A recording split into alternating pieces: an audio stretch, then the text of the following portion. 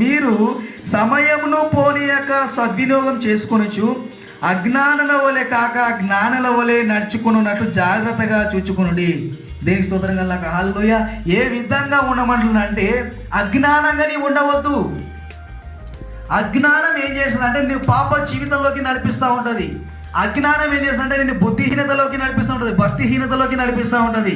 అజ్ఞానంలో నీవు ఉంటే దేన్ని కూడా గ్రహించలేవు, దేవుని చిత్తమును గ్రహించలేవు. చాలా మంది మాట్లాడిన మాట ఏంటంటే దేవుని చిత్తం ఏందో అర్థం అవ్వటం లేదు, దేవుడు నాకు అర్థం కావట్లేదు. దేవుని చిత్తము నువ్వు అర్థం చేసుకోవాలంటే నువ్వు జ్ఞానము కలిగి నువ్వు. ఈ జ్ఞానం ఎవరు అంటే వాక్యమే. ఈ జ్ఞానం ఎవరు అంటే ప్రభువైన యేసుక్రీస్తు వారే.